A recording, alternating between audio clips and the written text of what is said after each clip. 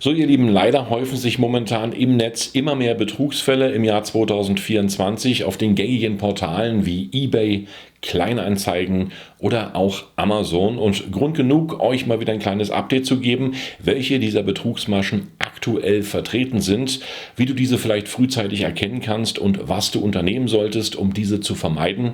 Alles das jetzt in meinem Video. Ich wünsche dir ganz viel Spaß beim Anschauen. Die Idee zu diesem Video wurde mir natürlich wieder mal vom Schicksal vorgegeben, da ich fast auf einen sehr gut gemachten Betrug reingefallen wäre. Und bei mir ist es so, dass ich jedes Jahr meine Dinge, die ich nicht benötige bzw. selten benutze in Sachen Technik, natürlich auch wieder verkaufe, um mir dann neue Technik zu besorgen, um sie euch dann wiederum vorstellen zu können.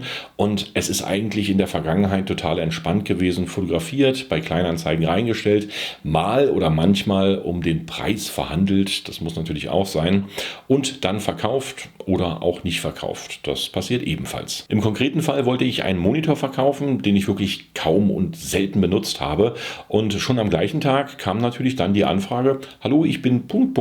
mit dem Preis bin ich einverstanden, kannst du das auch nach Augsburg versenden? Ich habe mich natürlich gefreut, dass endlich mal jemand mit mir nicht ständig und tagelang verhandelt, und dem zugestimmt. Dann kam die nächste Nachricht: Okay, ich bezahle den Versand extra, und ich dann zurückgeschrieben: Nee, brauchst du nicht, das ist inklusive. Okay, kurz danach dann die Antwort: Ich habe bezahlt und das Geld wurde erfolgreich abgebucht.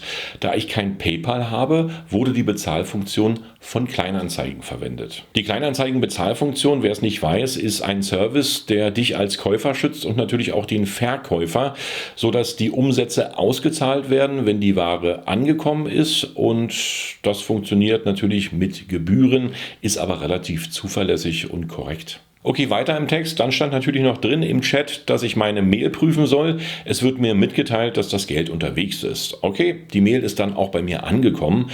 Oben das Kleinanzeigen-Logo, dann der Text, der suggeriert, dass alles gut gegangen ist, und dann ein Feld: Verkauf abschließen. Auf diesen Button solltest du dann raufdrücken. Okay, ich dachte, da ich noch nicht registriert war bei der Bezahlfunktion, wollen die natürlich jetzt meine Daten, weil irgendwo müssen die ja dann das Geld überweisen. Und ich habe dann natürlich auf den Link geklickt. Als erstes solltest du deine Telefonnummer eingeben, und dann wurde ich irgendwie stutzig, denn die wollten meine Kreditkartendaten, wo ich sage, eigentlich überweist man doch dann direkt aufs Konto, und das habe ich natürlich nicht gemacht. Und dann nochmal das Profil des Verkäufers angeschaut.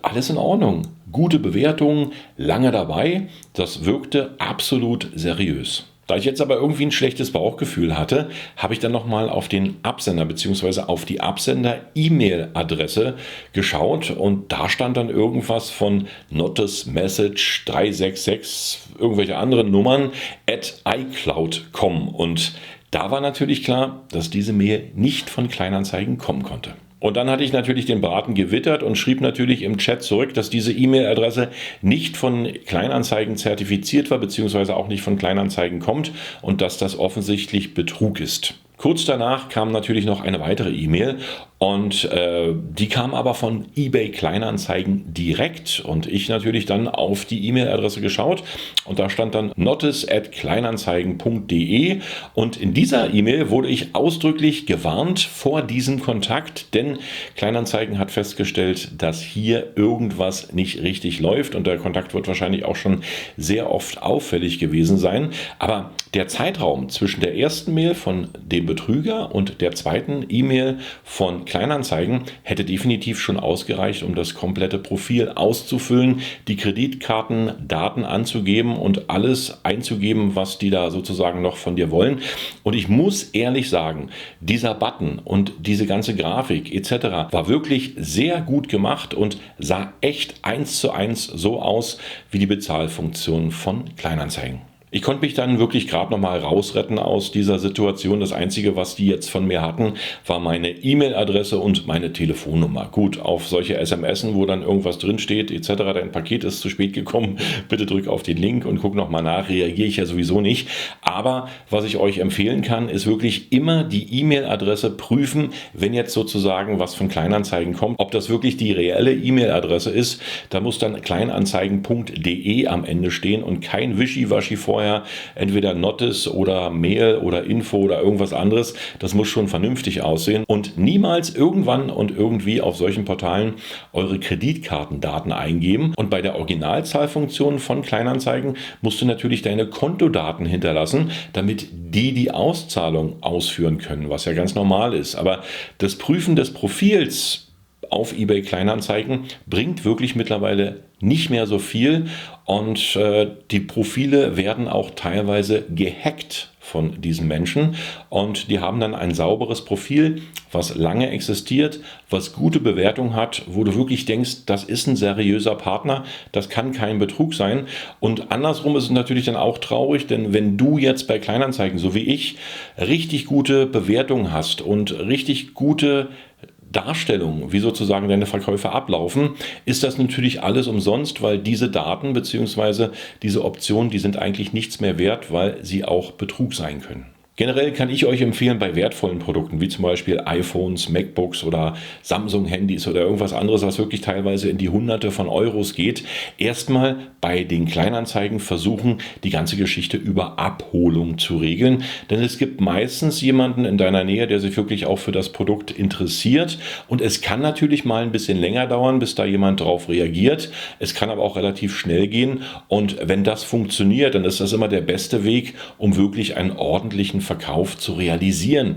Da fährst du mal hin, beziehungsweise ihr trefft euch auf der Hälfte, wenn die Kilometer vielleicht über 50 sind oder so. Das kann man alles entspannt regeln und so hast du wenigstens einen vernünftigen Verkauf geregelt, ohne Bezahlfunktion und bist dir relativ sicher, dass du auch dein Geld bekommst. Allerdings musst du dann natürlich wieder aufpassen, dass dir keiner irgendwelches Falschgeld andreht. Falls ihr mal auf solche Betrugsmaschen reingefallen seid, beziehungsweise fast reingefallen seid, dann seid doch so lieb und schreibt das hier in meine Videokommentare. So können wir anderen dabei helfen, da auf diese Betrugsmaschen nicht reinzufallen. Und wer sich dann die Kommentare so durchliest, der kann natürlich noch andere Maschen, die hier nicht in meinem Video erwähnt werden, einfach lesen und daraus lernen und vielleicht vorbeugend hier einige Maßnahmen treffen. Und die nächste Masche ist in meinen Augen wirklich richtig frech und abgefahren, was bedeutet, dass natürlich auch wieder die Bezahlfunktion bei Kleinanzeigen hier eine große Rolle spielt. Es ist eine gute Geschichte. Klar, du bezahlst als Käufer und der Verkäufer hat die Sicherheit, dass der Käufer bezahlt hat und das kommt sozusagen erstmal auf ein Zwischenkonto. Wenn die Ware dann beim Kunden ordentlich vernünftig angekommen ist, gibt der das Geld frei über die Bezahlfunktion und es landet auf deinem Konto. Das ist in 80% der Fälle natürlich immer Realität und wenn sich zwei normale Menschen gegenüber sitzen, dann zählt das Wort und das funktioniert dann auch. Aber es gibt natürlich auch Betrüger, die diese Masche wiederum ausnutzen. Das heißt, wenn du deine Ware an den Käufer schickst, dann verpackst du ein Paket, schickst ihm vielleicht nochmal die Sendungsnummer, dass alles gut ist. Aber wenn die Ware beim Käufer ankommt, gibt es das Problem, dass der Käufer sagt, er möchte diese Ware nicht, die ist beschädigt, gefällt ihm nicht oder die war halt nicht in diesem Zustand, in dem du sie angepriesen hast über Kleinanzeigen. Kann ja auch mal passieren, kein Problem. Okay, dann einigt man sich, dass die Ware wieder zurückkommt an dich.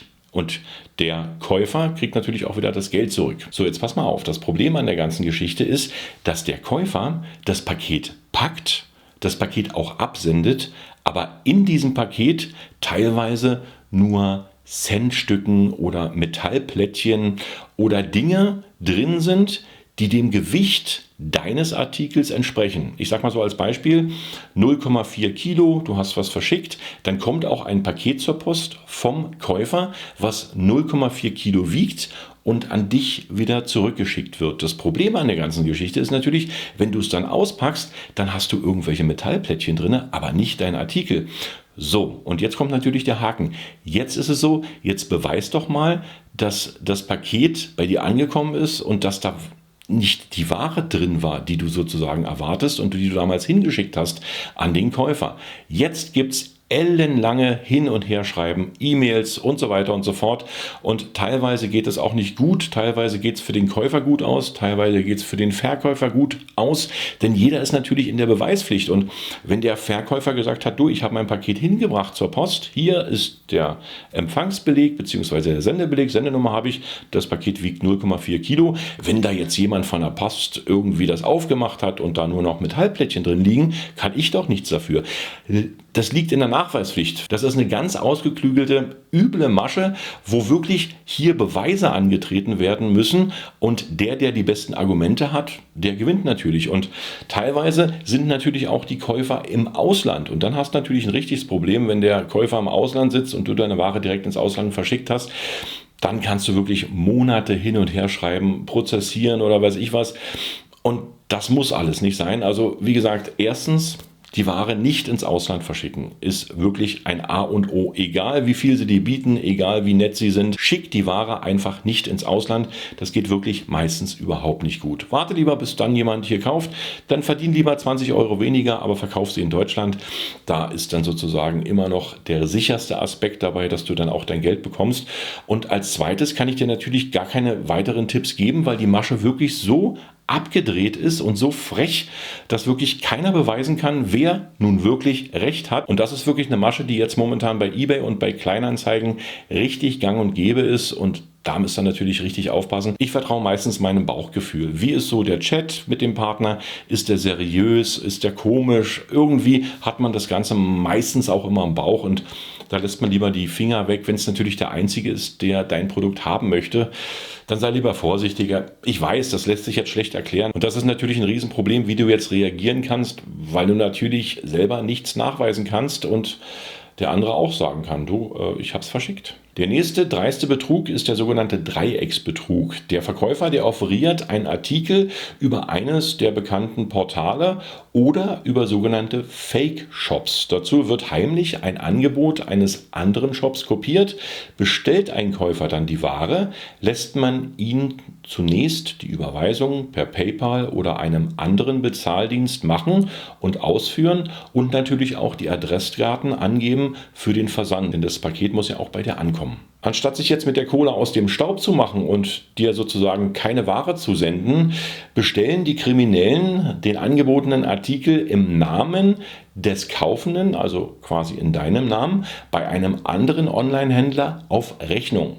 Das Resultat, neben der gekauften Ware, wo du denkst, du hast sie bezahlt und bekommst sie, hast du noch einen anderen Händler, der dir die Ware zuschickt. Und dann musst du natürlich nochmals bezahlen, was sozusagen dann richtig dreist und frech ist und du es am Anfang natürlich erstmal nicht mitkriegst, weil das Paket kommt zu dir, du hast es bestellt, du hast es bezahlt, alles gut. Kurz danach kommt die Rechnung von einem anderen Händler, dass du gefälligst die Ware bezahlen sollst. Es kommt natürlich auch auf die Artikel an, aber das kann natürlich auch mal schnell in die Hunderte oder auch Tausende von Euro gehen. Und das Schlimme ist, weiß doch mal dem Versandhaus, das dir die Ware geschickt hat, nach, dass du das nicht bestellt hast, weil du hast ja deine Adressdaten angegeben und hast natürlich auch teilweise Bezahldaten und. Und das ist natürlich richtig dreist und frech. Dann kannst du unter Umständen zweimal bezahlen, beziehungsweise gilt es dann auch als Betrüger, weil du halt die Ware ja nicht bezahlst. Und wenn du jetzt nicht innerhalb der Umtauschfrist diesen Betrug feststellst, dann wird es natürlich kompliziert. Also ist das natürlich dann auch wieder eine prekäre Situation. Und wenn du glaubst, das war es dann schon mit deinen Daten, Pustekuchen, da kann noch mehr kommen.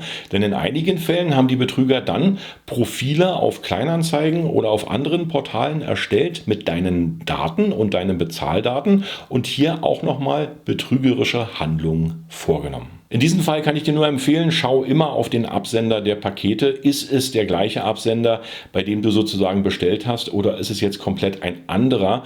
Dann kannst du natürlich stutzig werden, aber das Problem ist, ich weiß es ja selber, man hat ein Paket geordert, man hat eine Ware geordert, man freut sich auf den Artikel, dann öffnet man das Paket und in dem Paket ist alles drin, alles gut, alles easy.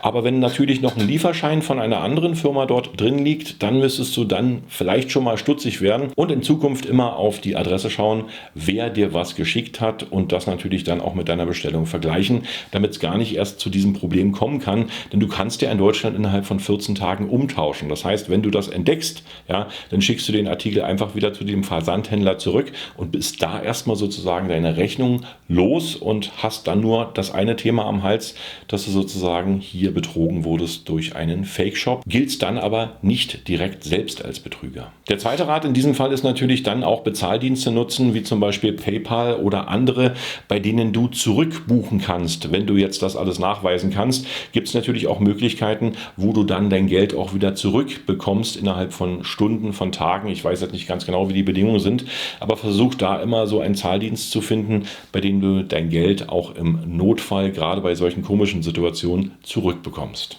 Das andere ist natürlich auch mal den Menschenverstand einzusetzen und zu überprüfen, ob wirklich ein MacBook bis zu 30% günstiger sein kann, beziehungsweise die Sneaker die Hälfte kosten, obwohl sie im anderen Shop dreimal so teuer sind. Da musst du natürlich auch mal deinen gesunden Menschenverstand einsetzen und lieber von diesem Angebot absehen, als dann ein Schnäppchen zu machen, was gar keins ist. Denn du hast wirklich den kompletten Preis bezahlt und keine Ware dafür bekommen. Als generellen Tipp kann ich dir natürlich auch noch empfehlen, wenn du jetzt ganz genau auf die Chats schaust, beziehungsweise auf die Shops und auf die dort dargestellten Texte, dann ist es natürlich meist immer möglich, dass die Texte komisch übersetzt sind. Klar, bei Amazon ist das gang und gäbe.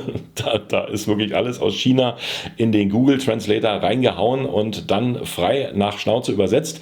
Das meine ich jetzt nicht, aber bei verschiedenen Shops, die sozusagen Fake-Shops sind, die sitzen meistens im Ausland und die beherrschen natürlich auch nicht komplett die deutsche Sprache. Was bedeutet, da sind immer so kleine Fehler drin in den Texten oder auch bei eBay-Chats beziehungsweise bei Kleinanzeigen-Chats ist der Text nicht so optimal deutsch, beziehungsweise hast du das Gefühl, als dass der Text in den Translator reingehauen wurde und dann übersetzt wieder zu dir kopiert wurde, dann sei auch vorsichtig, weil das sind meistens dann Betrüger aus dem Ausland, die per Translator oder komischen Texten beziehungsweise komischen Worten halt dein Geld haben wollen. Es gibt sogar Berichte von Nutzern, die durch die Herausgabe ihrer Telefonnummer und natürlich auch der Kontodaten von ihrer Hausbank angeblich angerufen wurden und diese teilte dann mit, dass auf dem Konto verdächtige Kontobewegungen existieren und der Inhaber womöglich Opfer von Datenphishing geworden ist. Das geht dann noch weiter und richtig dreist und frech. Dann kommt eine SMS, in der du das Geld auf verschiedene neu eingerichtete Unterkonten überweisen sollst, um es zu schützen. Und was der Kunde natürlich nicht weiß, ist, dass er über diesen Link, der in der SMS angegeben ist, natürlich das Geld auf Konten überweist, ist ja klar, aber nicht auf die Konten der Bank, sondern genau auf die Konten der Betrüger. Wie gesagt, es gibt hunderte von Betrugsmethoden. Ich hoffe, ich konnte euch so ein bisschen jetzt die neuesten etwas darlegen. Wenn ihr sie schon kennt, gut. Wenn ihr sie noch nicht kanntet, natürlich noch besser, dann seid ihr jetzt einigermaßen gewarnt. Und wenn ihr natürlich selbst Betrug erlitten habt, dann einfach wirklich mal in die Kommentare schreiben, anderen dabei helfen, so können wir gemeinsam in einer Gruppe ein bisschen aktiv werden und die Betrüger etwas dezimieren, so hoffe ich natürlich. In diesem Sinne danke ich euch fürs Anschauen, sehr gern bis zum nächsten Video und damit tschüss, bye bye und winke winke.